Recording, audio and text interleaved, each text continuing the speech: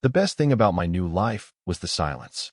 It was a thick, heavy blanket I could pull over my head, muffling the echoes of slammed doors and shouted accusations. I'd bought the smallest house I could find on a dead-end street in a town that probably had more cows than people. It was a deliberate act of self-erasure. After Daniel, after the city, after the spectacular implosion of everything I thought was permanent, I wanted to be a ghost. I wanted to haunt a quiet life, seen by no one. My neighbor, however, was not a ghost. He was aggressively solid. His name was Clay, and he was a deputy sheriff.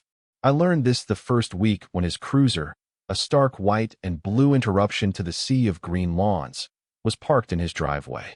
He was a man built of straight lines and solid planes, broad shoulders, a strong jaw, a way of standing that seemed to root him to the earth. He moved with an economy I found both intimidating and fascinating. He never wasted a step, never made a superfluous gesture. We existed in a state of quiet, adjacent solitude for the first month.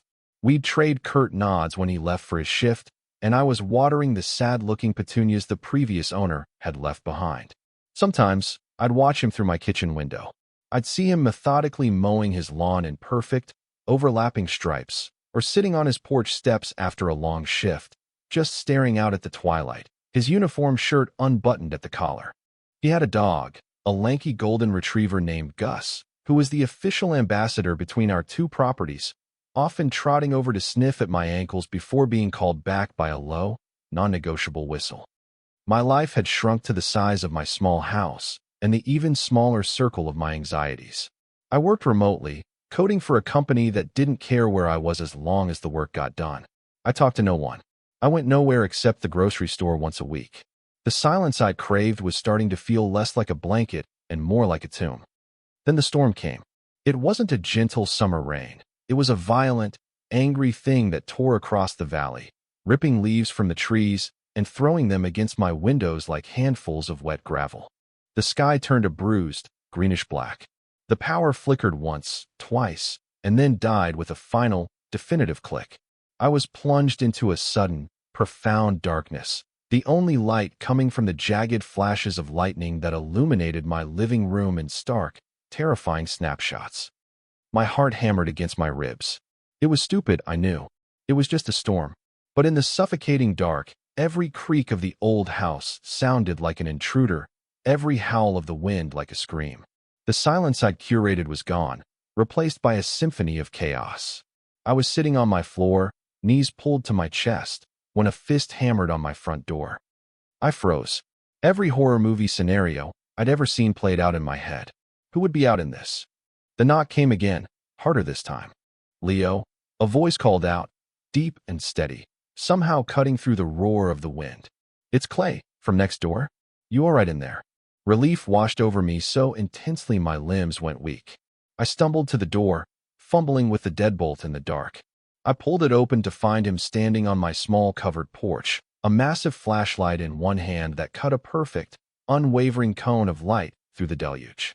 He was soaked, his dark hair plastered to his forehead, his gray county sheriff t-shirt clinging to his chest. Rain dripped from the strong line of his jaw. "Hey," he said. His voice was calm, a solid anchor in the storm. "Just checking on you. Power's out all over town." "I'm fine." I managed, my own voice sounding thin and reedy. "Thanks." He didn't move.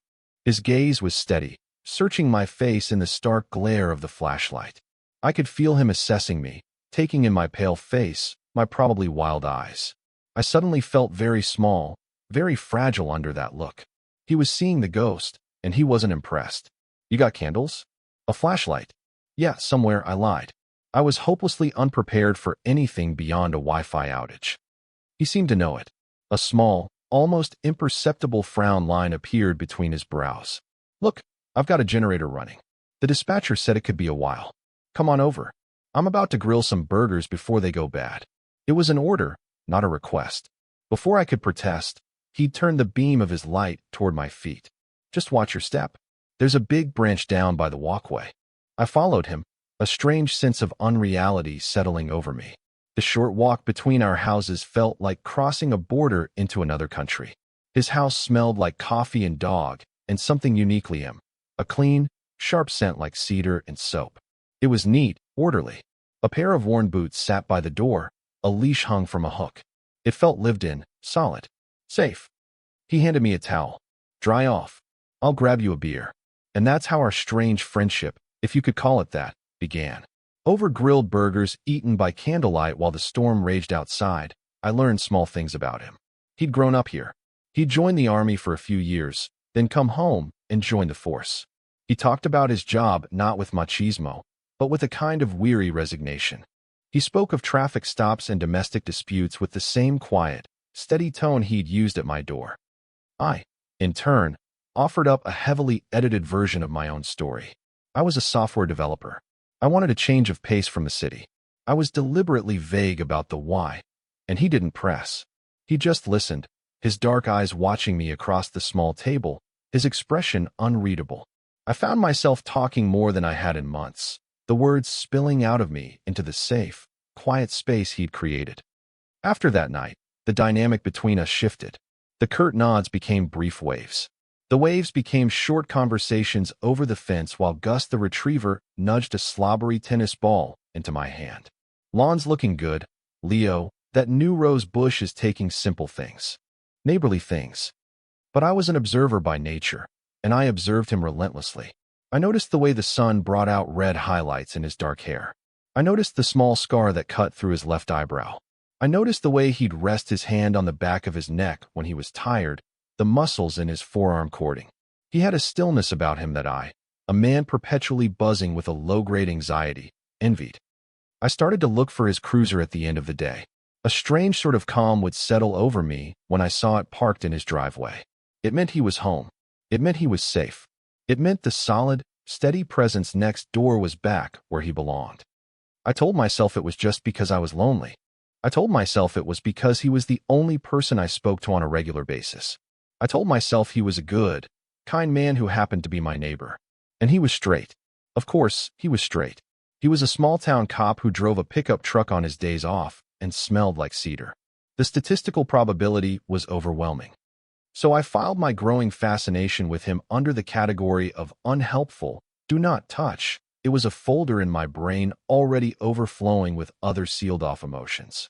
One Saturday, I was trying to wrestle a new bookshelf into my house. It was one of those flat-pack Swedish monstrosities, and the box was longer than I was tall and twice as awkward. I was halfway through the door, the corner of the box wedged against the frame, my back screaming in protest, when his voice cut through my grunting. Need a hand with that. I turned, sweat dripping into my eyes, to see him leaning against the railing of his porch, a mug of coffee in his hand. He was wearing an old, faded t-shirt and jeans that had seen better days. He looked relaxed, comfortable, and impossibly handsome. I've got it, I said, with a confidence I absolutely did not feel. I gave the box another shove. It didn't budge. He let out a low chuckle. He set his mug down and ambled over, his long strides eating up the distance between our houses. Sure you do. He didn't wait for an answer. He just took one end of the box. On 3. 1, 2, 3 inch. With his help, the box slid through the doorway as if it were greased. Inside, he maneuvered it into the living room with an ease that was frankly insulting. Thanks, I said, breathing heavily. I owe you one. Don't mention it. His eyes scanned the room, taking in the half-unpacked boxes that still littered the corners. You getting settled in okay? Slowly, I admitted. His gaze landed on my toolbox, a pathetic collection of mismatched screwdrivers and a single, lonely hammer. He picked up the instruction booklet for the bookshelf, his brow furrowing as he scanned the cryptic diagrams. You ever put one of these together before? How hard can it be? I asked, trying to sound capable. He gave me a look that was a masterclass in polite skepticism.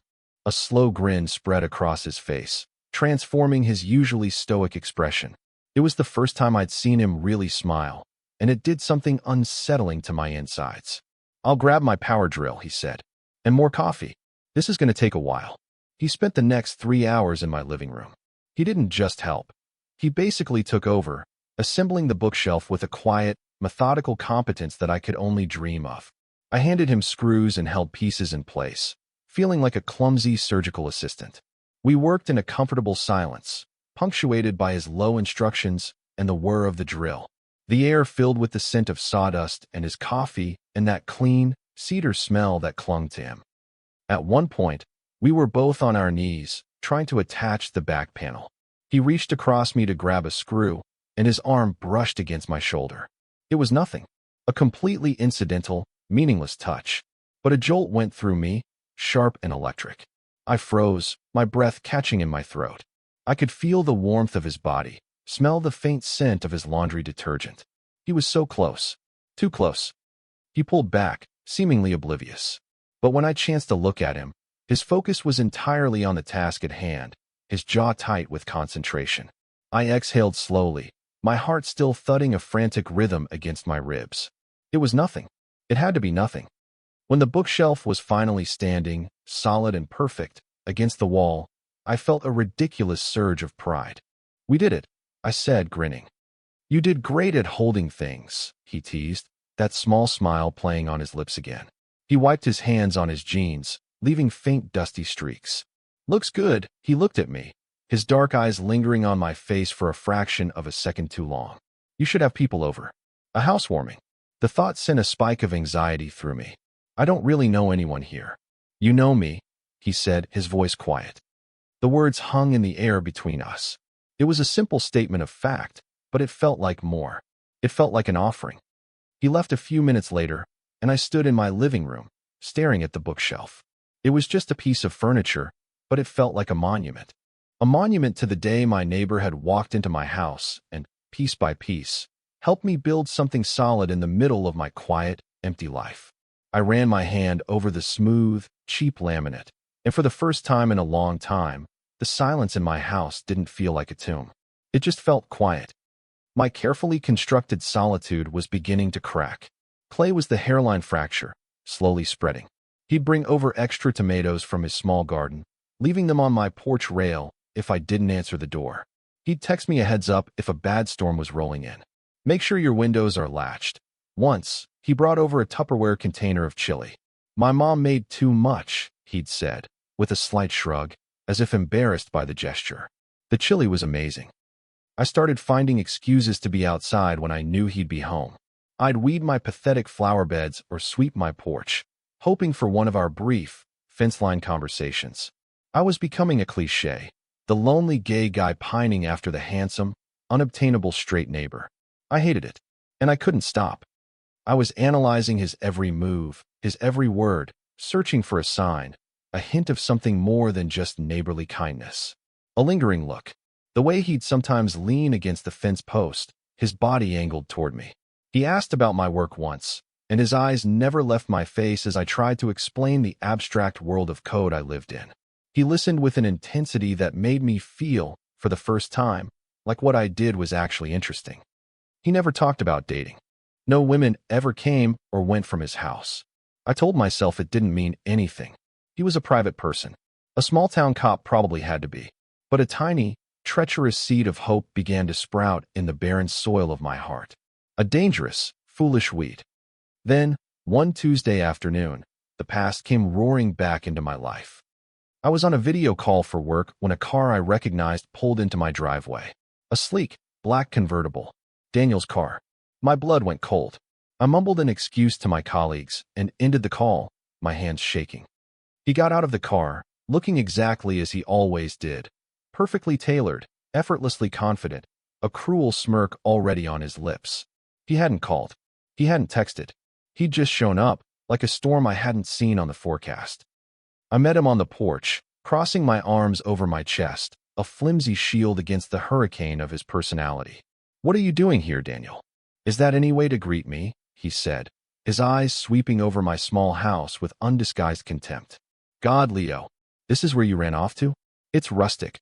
It's my home," I said, my voice tight. "You need to leave." "I just wanted to talk." He took a step closer, and I instinctively took a step back. His scent, an expensive cologne I used to love, now just smelled like lies and broken promises. "I miss you." "No, you don't," I said, the words sharp. "You miss having someone to control. I'm not playing that game anymore." His face hardened. The charming mask slipped, revealing the familiar anger beneath. "Don't be so dramatic. We had a fight. Couples fight. You didn't have to pack up and move to the middle of nowhere like some damsel in distress. It wasn't a fight, it was the end, I said, my voice rising despite my best efforts to keep it steady. Now get off my property before I call the police. He laughed, a harsh, ugly sound. You do that? To me? He stepped onto the porch, crowding my space, his voice dropping to a low, menacing whisper. You have nothing without me, Leo. This sad little life? It's a joke. You'll come crawling back. It was then that I saw him. Clay. He was standing on his own porch, perfectly still, watching us. He was in his uniform, which meant he was either just leaving for a shift or just getting home. His face was unreadable, a mask of professional neutrality, but his posture was rigid. He wasn't just observing. He was monitoring. A silent, solid sentinel. Daniel followed my gaze and scoffed. What? Is that your new boyfriend? The village people called. They want their cliché back. Rage, cold and pure, shot through me. Leave. Now. Daniel held my gaze for a long moment, then seemed to realize he'd lost.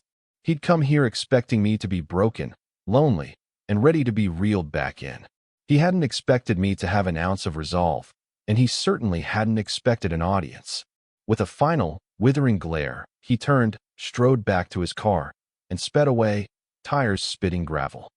I stood there on the porch, trembling, the adrenaline draining out of me and leaving a hollow, aching emptiness behind. I felt exposed, humiliated. My messy, painful past had just been aired out on my front lawn for my quiet, stoic neighbor to see. I couldn't look at him. I just wanted the ground to swallow me whole. I turned to go back inside, to retreat to my fortress of solitude. Leo, his voice stopped me. It was quiet, but it carried across the lawn with absolute authority. I slowly turned back. He was walking toward my house, his expression still unreadable, but his eyes were locked on me. He stopped at the bottom of my porch steps, one foot resting on the first step, his hand on his hip near his service weapon. It wasn't a threatening gesture, just a natural resting position for him, but it underscored the power he held, the power and the quiet. He didn't say anything for a long moment. He just looked at me, his gaze taking in my shaking hands, the tremor in my jaw. I felt like a bug under a microscope. Then he asked the question, the one that changed everything. Do you feel safe? His voice was low, almost a murmur, but the question landed with the force of a physical blow. It wasn't, are you okay? It wasn't, who was that? It was a professional inquiry that was somehow deeply, profoundly personal. He was asking as a cop, but he was looking at me like something else. I opened my mouth to say yes. It's the easy answer, the polite answer, the answer that will make him go away and let me crawl back into my hole and lick my wounds in private. Yes, I'm fine. Yes, everything's okay. Yes, I feel safe. But the word won't come out. It gets stuck in my throat, a hard, painful lump. Because it's a lie. I don't feel safe. I haven't felt safe in years. Daniel had systematically dismantled every sense of security I'd ever had, leaving me convinced I was too weak, too sensitive, too much. And moving here, to this quiet street, was supposed to be my way of rebuilding my walls. But they were just walls of silence, not of safety. Clay is still watching me, his patience a tangible thing. He doesn't prompt me. He doesn't rush me. He just waits, his dark eyes holding mine. The silence stretches, filled only by the chirping of crickets and the distant hum of a lawnmower. He doesn't move from the bottom step. He's created a perimeter, a silent declaration that he's not leaving this spot until he gets an honest answer. I finally shake my head, a tiny, almost imperceptible movement. My eyes burn with tears I refuse to let fall. No, I whisper. The word is barely audible, a ghost of a sound. He nods once, a short, sharp dip of his chin. He doesn't say, I'm sorry. He doesn't offer empty platitudes. He just accepts my answer as fact. He climbs the 2 steps to my porch and stops a few feet away from me. He's so close now I can see the faint stubble on his jaw, the tiny lines around his eyes. Okay, he says, his voice still that same low, steady rumble. I'm staying right here until you do. He doesn't try to touch me. He doesn't move any closer. He just leans back against one of the porch posts, crosses his arms over his broad chest, and fixes his gaze on the street. He's not looking at me anymore, giving me space to breathe. He's watching, standing guard, a silent protector on my porch. I don't know how long we stand there. Minutes stretch into an eternity. I just stand in my doorway, watching him watch the empty street where Daniel's car had been. The tension in my shoulders begins to ease, muscle by muscle. The frantic thumping of my heart slows to a steady beat. The simple, solid fact of his presence is a balm on my frayed nerves. He said he would stay until I felt safe. And with him standing there, a quiet mountain of a man, I was starting to. The sun begins to set, painting the sky in shades of orange and pink. The streetlights flicker on, and still, he doesn't move. Finally, I find my voice again. Clay. His head turns toward me. His expression is soft in the dimming light. Thank you, I say. He gives another one of his small, almost imperceptible nods. Get some rest, Leo. He still doesn't leave. He waits until I've stepped back inside and closed and locked the door. I lean my forehead against the cool wood of the door, listening. I hear his heavy footsteps descend the stairs, hear the crunch of his boots on the gravel path.